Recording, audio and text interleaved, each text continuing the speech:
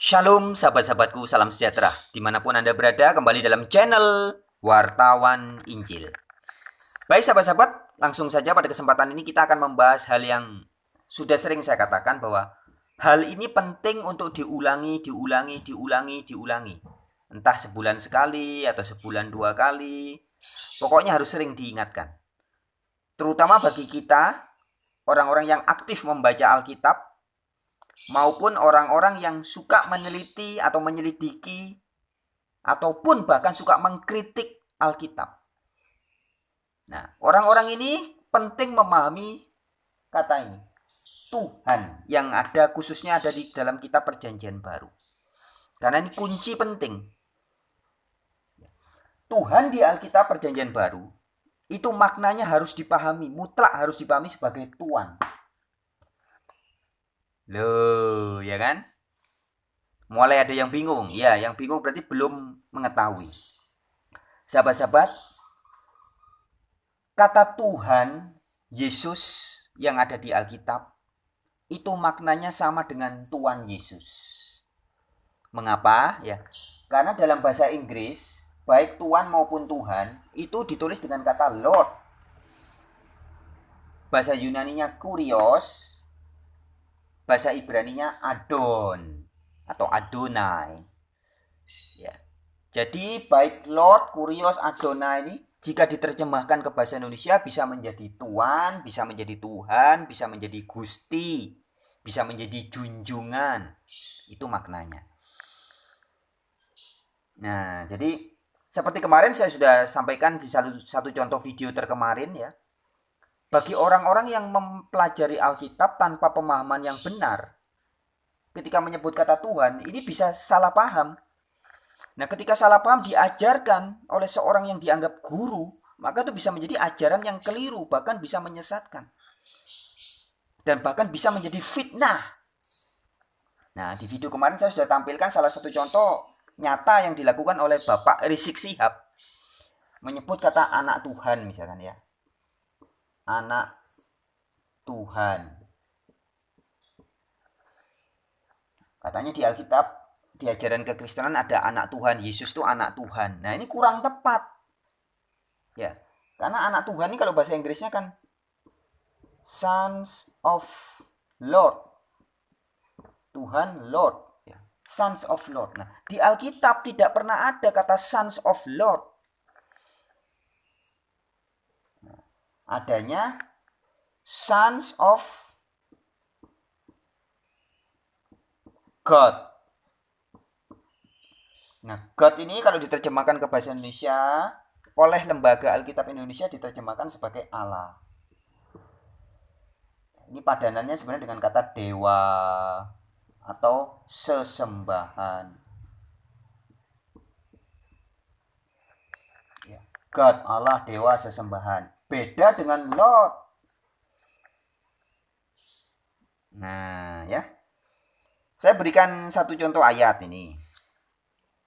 Ayat di Injil Yohanes pasal 4. Ini ada percakapan antara Yesus Kristus dengan seorang perempuan Samaria. Saya hapus dulu ini ya. Yohanes pasal 4. Teman-teman bisa buka, mulai baca ayat yang pertama, nanti dibaca sendiri. Saya akan bacakan langsung ayat yang ke-11. Kata perempuan itu kepadanya, Tuhan, engkau tidak punya timba dan sumur ini amat dalam. Dari manakah engkau memperoleh air hidup itu? Jadi Yesus orang baru ketemu dipanggil Tuhan. Kalau bahasa Inggrisnya, Lord. Kalau orang Jawa manggilnya Gusti. Nah, ini maknanya sama dengan kata Tuan. Baru kenal, manggil orang yang dianggap dihormati, panggil Tuan. Nah.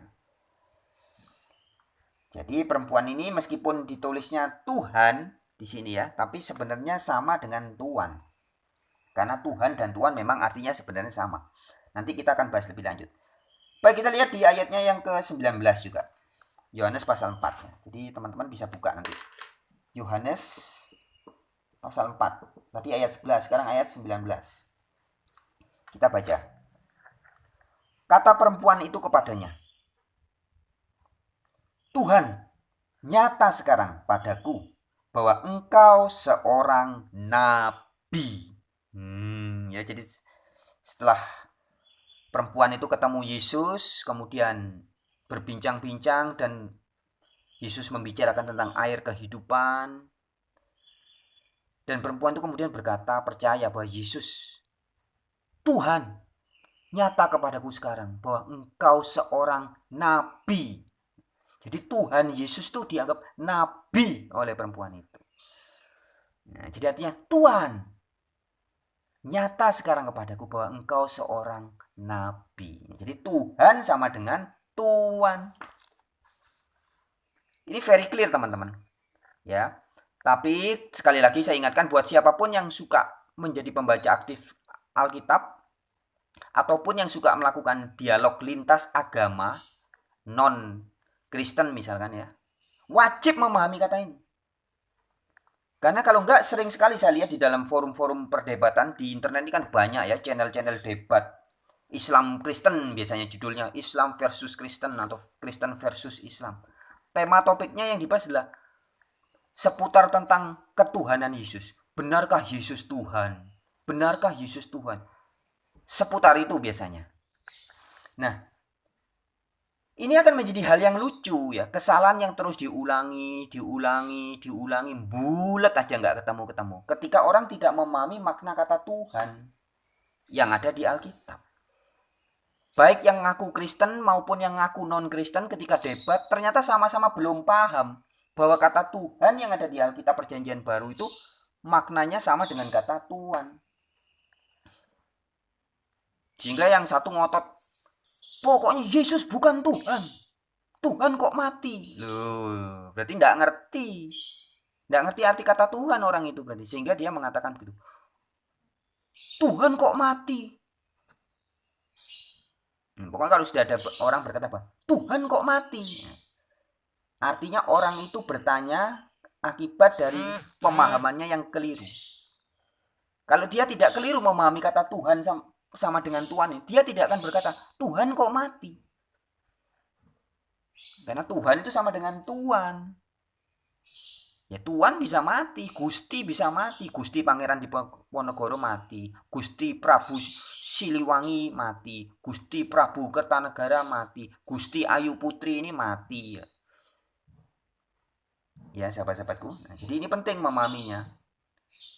Nah, kalau sudah memahami buat Tuhan sama dengan Tuhan, maka tema-tema lintas agama, dialog-dialog diskusi yang berjudul apakah Yesus adalah Tuhan, itu nggak perlu lagi diulang-ulangi dengan kesalahan yang sama. Sebab di Alkitab jelas ditulis bahwa Yesus adalah Tuhan. Bahkan Yesus sendiri di Yohanes 13 ayat 13 mengatakan, kamu menyebut aku guru dan Tuhan? Betul, sebab memang akulah guru dan Tuhan. Jadi kalau ada orang-orang nantang, coba buktikan mana di Alkitab ada mengatakan Yesus Tuhan. Banyak ayatnya. Yesus itu Tuhan. Masalahnya bukan Alkitab salah dalam menulis Yesus Tuhan. Bukan itu. Masalahnya pembacanya yang gagal paham bahwa kata Tuhan yang ada di dalam Alkitab berbahasa Indonesia ini harusnya dipahami sama dengan kata Tuhan. Loh kok harus sama? Karena memang sama. Bahasa Inggrisnya Lord. Ayo. Tuhan bahasa Inggrisnya Lord. Tuhan bahasa Inggrisnya Lord. Sama kan? Gampang sebenarnya sahabat. Nah sekarang kita tinjau asal usulnya. Asal usul kata Tuhan kemudian menjadi Tuhan. Saya ulangi lagi ya. Di video-video yang terdahulu sudah pernah saya sampaikan, tapi saya ulangi lagi. Sahabat-sahabatku, jadi ceritanya pada tahun 1690-an Alkitab ini sudah ada di Indonesia. Belum Indonesia ya namanya, masih di Nusantara. Indonesia lahirnya kan tahun 17 Agustus 1945. Jadi 1690-an belum ada Republik Indonesia. Ya. Tapi Alkitab ini sudah ada di Nusantara, bukan seperti ini bentuknya. Tapi isinya campuran antara ada bahasa Sanskerta, kemudian bahasa Melayu, bahasa Portugis, campur baur. Nah, supaya Alkitab lebih mudah dipahami oleh penjajahan Portugis pada saat itu, disuruhlah seorang pendeta yang bernama Pendeta Melchior Ledsdecker. Dia adalah seorang pendeta dari latar belakang tentara dan juga dokter. Kemudian menjadi pendeta. Nah, pendeta inilah yang disuruh menerjemahkan ulang seluruh Alkitab pada sekitar tahun 1690-an itu. Nah, di dalam terjemahan ulang yang dilakukan oleh Melchior Letsdecker itulah kata Tuan Yesus, ya, Tuan Yesus dirubah menjadi Tuhan Yesus. Kenapa kok dirubah? Ya, karena begini, pada saat itu yang membaca Alkitab ini kan banyak orang-orang Indonesia bagian timur. Nah, teman-teman kita Indonesia Timur bahkan sampai sekarang gitu, masih ada orang-orang yang sulit menyebutkan kata huruf N. Misalkan kata makan jadinya makang. N-nya nggak bisa dibaca jadinya eng. Nah, begitupun ketika orang-orang ini membaca kata tuan, bunyinya bukan tuan tapi jadi tuang. Nah, atas inisiatif Melchior Letsdecker supaya N-nya bisa terbaca, maka ditambahilah huruf H di tengah-tengah. Disisipin huruf H. Jadinya bacanya Tuhan. Kalau tidak ada huruf H-nya, mereka bacanya tuang. Begitu ada huruf H, mereka bacanya Tuhan. Nah, jadi itulah asal-usul terciptanya kata Tuhan di Nusantara ini. Alkitab mulai disusun tahun 1690-an ya. Jadi diingat-ingat ya. 1698-an. Lebih kurangnya. Sampai 1733. Jadi inilah disusun ulang oleh Melchior Letsdecker dan pada tahun inilah muncul Alkitab yang memakai kata Tuhan sebagai kata ganti dari tuan. Terjemahan dari bahasa Inggris Lord diterjemahkan menjadi Tuhan. Ini dari kata Yunani kurios atau Ibrani adon ya. Jadi begitu awal ceritanya. Nah, kemudian sekitar 250 tahun kemudian. Wah. Jadi perhatikan ya. Tahun 698 sampai 1733 ini terbentuklah Alkitab yang menuliskan kata Tuan dengan Tuhan. Jadi artinya Tuan dan Tuhan. Oh, ini enggak pakai H. Dan Tuhan. Ini awalnya sama maknanya. Di bahasa Indonesia sebagai tambahan informasi, sebenarnya banyak juga kata-kata dalam kasanah bahasa Indonesia yang mendapat penambahan huruf H selain tuan ini. Misalkan kata hutan. Ya. Awalnya utan dengan hutan. Maknanya tidak berubah. Atau tahun dengan tahun. Ada penambahan huruf H juga kan? Tahu. Saya tahu. Saya tahu. Nah, tahu dengan tahu artinya sama. Ya. Kemudian utang dengan hutang. Ada juga lihat dengan lihat. Empas dengan hempas. Kemudian apalagi? Banyak. Alus menjadi halus. Hujan menjadi hujan. Silakan menjadi silahkan. Ada huruf H-nya. Semua bermakna sama. Begitupun dengan Tuhan menjadi Tuhan. Ini maknanya sama. Tetapi, nah ini 200 tahun kemudian, 2 abad kemudian, 2 abad ya bayangan, 2 abad lebih, 250 tahunan kemudian, yaitu tahun 1980-an, oleh kesepakatan tokoh-tokoh di penyusun Kamus Besar Bahasa Indonesia, tahun 1980-an. Jadi sekitar 2 abad atau 250 tahun setelah munculnya kata Tuhan menjadi Tuhan ini. Tiba-tiba 250 tahun kemudian oleh penyusun Kamus Besar Bahasa Indonesia, dua kata ini dibedakan maknanya. Nah, ini awalnya sama. Tapi 250 tahun kemudian dipecah, dibedakan. Tuhan itu punya makna sendiri, Tuhan punya makna sendiri. Ini yang terjadi. Ingat, jaraknya ini jauh loh. Di Alkitab, ya di Alkitab ini, kata Tuhan sama dengan Tuhan itu sudah ada 250 tahun sebelum adanya Kamus Besar Bahasa Indonesia. Jadi meskipun hari ini Kamus Besar Bahasa Indonesia yang kita baca bahwa Tuhan itu diterjemahkan dari kata God, bukan dari Lord ya, tapi dari God, kemudian oleh Kamus Besar Bahasa Indonesia diterjemahkan menjadi Tuhan, di mana dalam hal ini berbeda dengan Alkitab. Ya, maka tidak bisa kita serta-merta memaksa pembaca Alkitab untuk tunduk kepada Kamus Besar Bahasa Indonesia. Nggak bisa. Kenapa nggak bisa? Karena Kamus Besar Bahasa Indonesia ini adanya belakangan, 250 tahun kemudian. Nah, sebelum ada Kamus Besar Bahasa Indonesia, kata Tuhan itu sama dengan Tuhan. Begitupun seperti kata lihat sama dengan lihat, nggak berubah kan sampai sekarang. Tahu dengan tahu nggak berubah. Tahun dengan tahun nggak berubah maknanya. Hutan dengan hutan nggak ada bedanya. Orang tetap memahaminya sama. Begitupun harusnya ketika orang membaca kata Tuhan itu ya tetap sama dengan kata Tuhan. Tuhan Allah, Tuhan Allah. Tuhan Putri, Tuhan Putri. Harusnya sama. Nah, kenapa tiba-tiba Kamus Besar Bahasa Indonesia membedakan antara Tuhan dengan Tuhan ini? Tapi sudah terlanjur ya. Sahabat-sahabatku, apa yang saya sampaikan ini hal yang penting. Ya.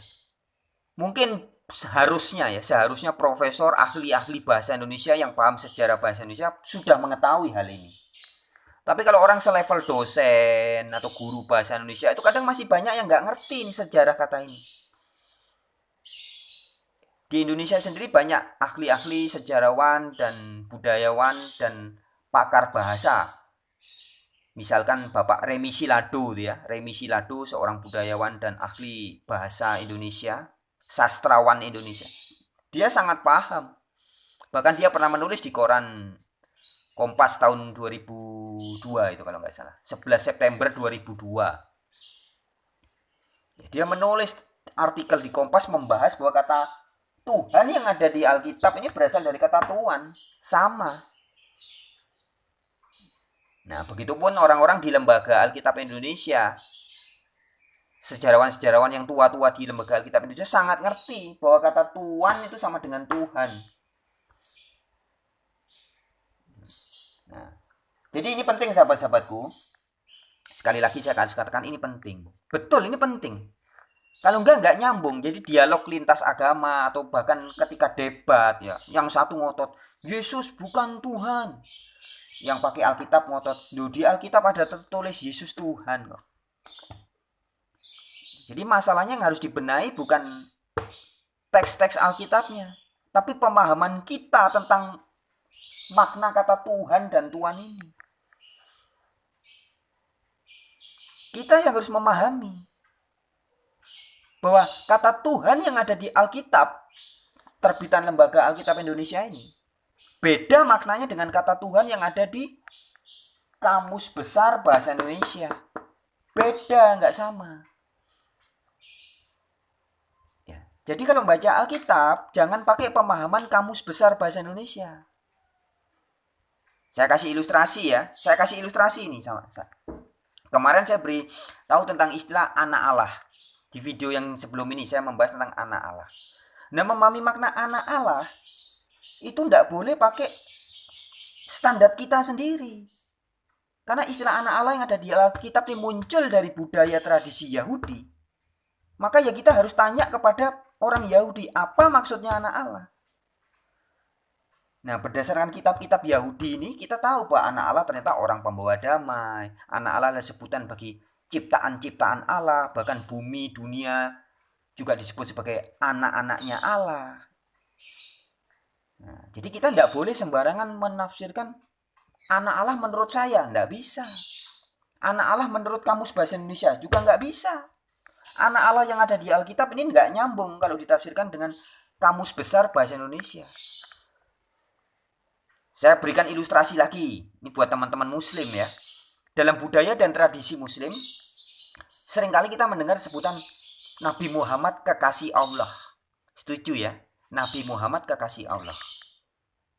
Nah, memahami bahwa Nabi Muhammad kekasih Allah ini harus dipahami dengan budaya, tradisi, dan pemahaman Islam. Nggak boleh ya tiba-tiba ada orang semau seenak jidatnya, semau gue menafsirkan Muhammad kekasih Allah dengan tafsiran cara pikir seperti anak muda zaman now. Kalau ditafsirkan seperti anak muda zaman now, nanti dia tafsirkan secara ngawur. Misalkan Nabi Muhammad pacaran sama Allah, ngawur itu. Nah, ya, teman-teman non-Islam tidak boleh menafsirkan istilah frase Muhammad kekasih Allah dengan pola pikirnya sendiri, dengan imajinasinya sendiri. Tidak boleh. Begitupun teman-teman pembaca Alkitab yang non-Kristen atau non-Yahudi tidak boleh menafsirkan istilah anak Allah yang ada di Alkitab menurut seenak pikirannya sendiri. Nggak boleh. Makanya kemarin saya singgung, saya berikan bukti nyata. Ini bukan fitnah, bukan tuduhan tanpa bukti ya. Jika saya mengatakan sesuatu tanpa bukti, maka menjadi fitnah. Tapi saya beri bukti contoh nyatanya. Saya kemarin ambil satu sosok Bapak Rizik Syihab. Ya. Bapak Rizik Syihab mengatakan, bidannya siapa? Maksudnya tentang Tuhan kok punya anak. Tuhan tapi dalam pengertiannya Rizik Syihab ini Allah. Allah kok punya anak. Terus bidannya siapa? Nah, pertanyaan seperti ini atau pernyataan atau ejekan seperti ini kan timbul dari paham yang salah. Sama seperti orang-orang yang salah memahami misalkan. Allah kok punya kekasih? Emangnya Allah pacaran? Nah, ini kan ngawur pemikiran seperti itu. Nah, kalau teman-teman non-muslim tidak boleh ngawur memahami istilah Muhammad kekasih Allah, maka teman-teman non-Kristen dan non-Yahudi juga tidak boleh ngawur memahami istilah anak Allah. Jadi sama-sama jangan ngawur. Kalau ngawur nanti berantem.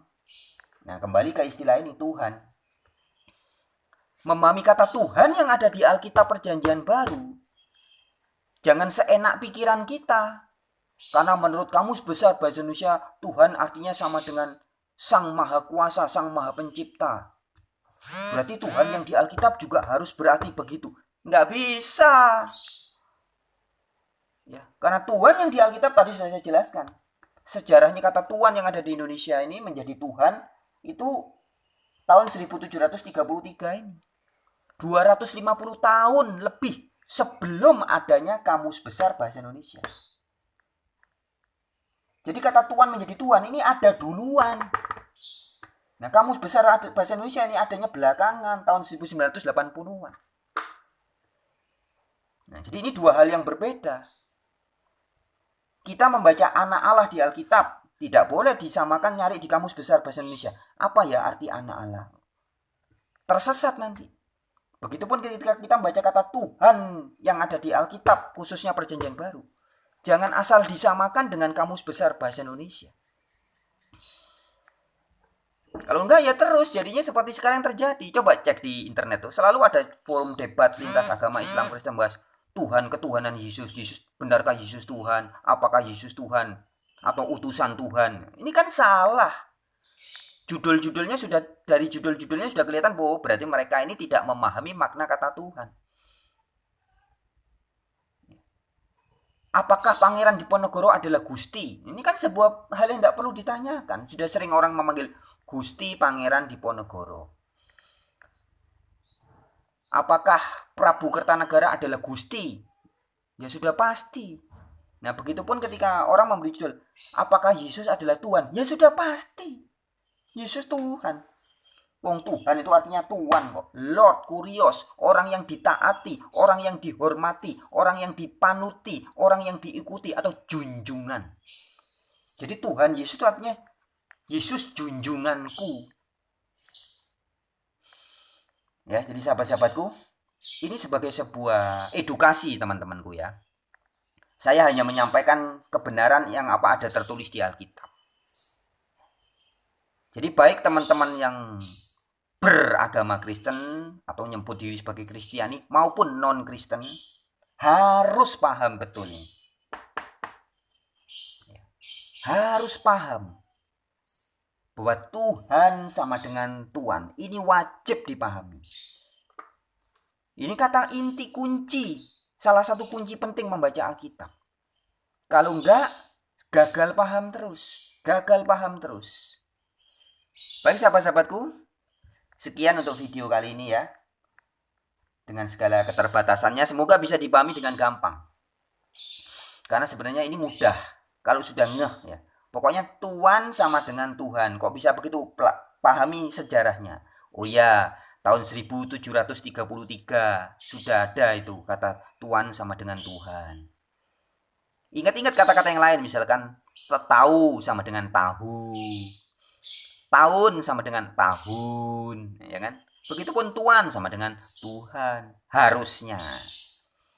Baik, sekian sahabat-sahabat, sampai jumpa di video-video yang lain. Shalom.